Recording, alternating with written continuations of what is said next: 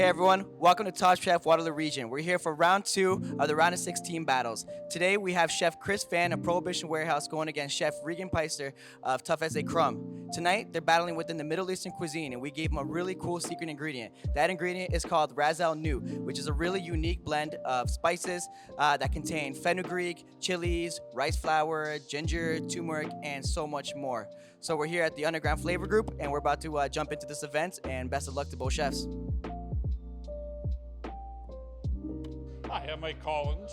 I'm one of the judges tonight for, I guess, the second battle of Top Chef KW.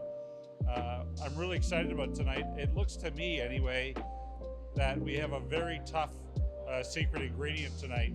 So I think this will be a difficult challenge. I love Middle Eastern food, so it'll be interesting to see what the two chefs come up with tonight.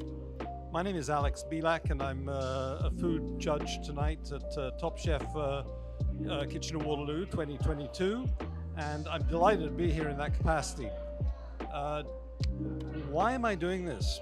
I think that the Underground Flavor Group has really been a leader in bringing some innovative concepts to the region, and I think that this contest is actually very important for the region by opening up the visibility of many chefs, including private caterers, sous chefs and so on, that don't normally get a lot of credit. So I'm really looking forward to the cuisine through the course of the competition and judging right through to the final. All right, so we're here with Chef Reeghan in the UFG kitchen. We're about to kick off the first course of the second round of round of 16. Chef Reeghan, you're going up first. You want to tell me what we got cooking tonight? Yeah, tonight we got some sea bass and scallop dumplings that are seasoned with sumac, parsley, and some Hanout, because it's the secret ingredient. On top of that is a traditional fisherman's sauce, which is called sayeda from Lebanon. So I think we got something good for you tonight. Right on, that sounds fantastic. How did you feel when you were drawn to battle within the Middle Eastern cuisine? You know, at first I wasn't super psyched. I kind of dabble in mostly Southeast Asian, so this was real out of my comfort zone, but I enjoyed the challenge of making it my own. My dish was super light flavored. It was onions, lemon, sumac, and that was it. And so adding in a deep spice like Hanout was kind of tough, but I think we made it work.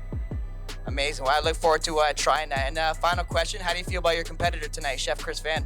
Chris was a good guy. I think we have fun today. I'm excited to see how his dish turns out. Fantastic. All right, Chef Reeghan, we're looking forward to it, and best of luck on your first round here. We have Chef Phan of Prohibition Warehouse. Chef Chris, how you feeling right now? Really good. Yeah, how do you feel about your dish? What do you got cooking for us tonight? We've got braised lamb neck, labna, jeweled rice, and baby mustard greens. Fantastic. How did you feel about getting paired with the Middle Eastern cuisine tonight? It was a challenge at first, but I think I'm pretty confident with my dish. It was what I initially thought when the first dish that came to my mind, with a little tweaks. So.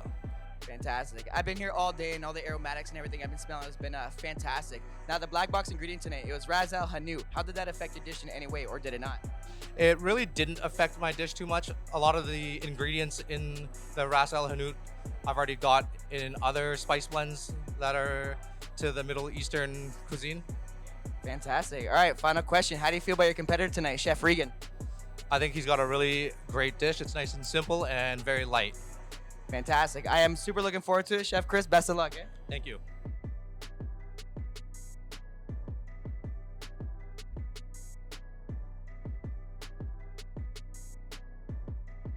All right, so we did just receive Chef Reeghan's dish, which was the delicious dumplings. Now, guys, I feel like we should definitely talk some of the statistics about this dish.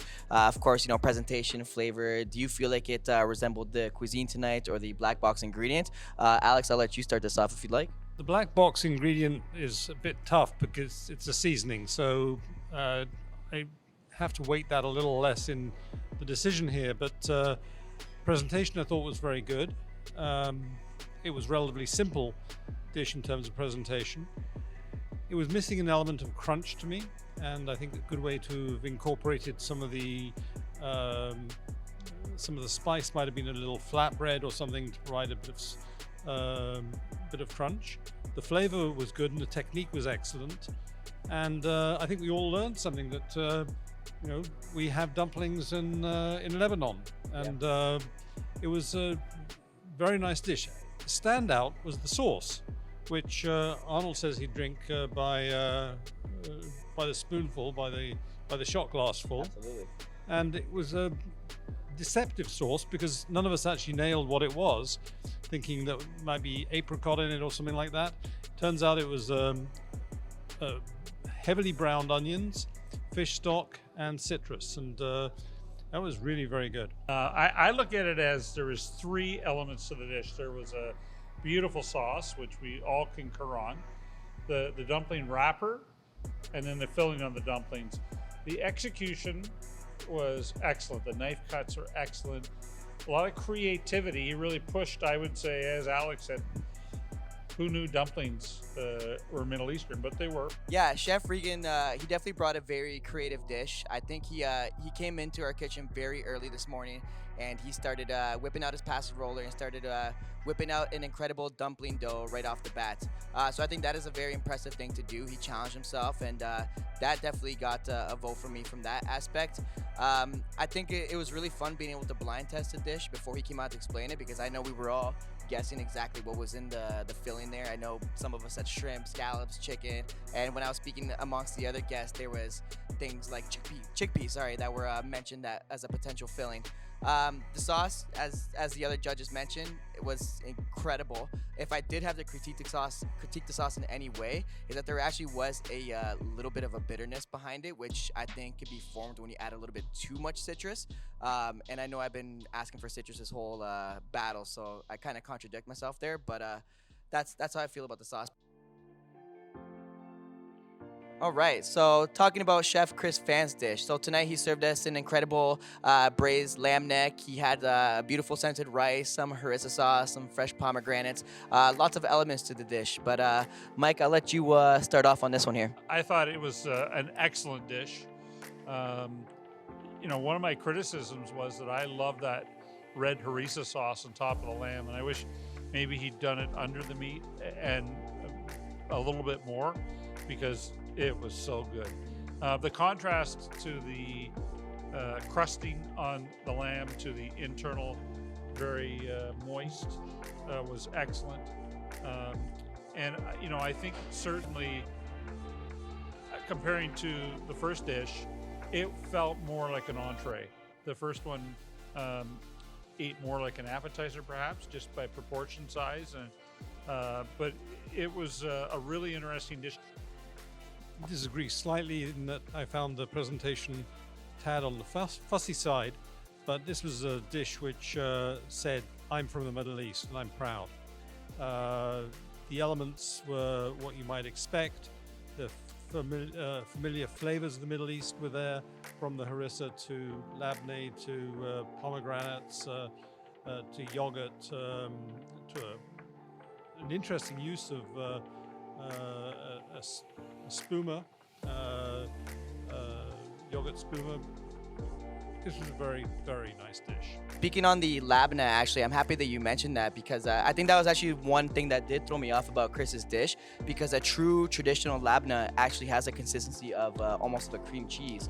So labneh is a strained yogurt that you hang with a cheesecloth, where you strain out all the juices, and it's a very thick cheese almost at that point. So I noticed, now that you mentioned that it was almost just like a yogurt spread on the plate. So I'm happy that you brought that up, and that's probably something I'll actually question Chef Chris about later. But congratulations to both chefs. What a great night, and ultimately congratulations to Chef Chris. I think we all agree that both dishes were excellent. So we're back here in the UFG kitchen with Chef Chris. Chris, you got the win tonight. How do you feel right now? I feel very relieved and surprised at the same time. Chef Reeghan put up a very great dish that I got to try. I liked it. I guess the judges and the guests thought this was maybe a little bit more to the Middle Eastern cuisine that we got assigned.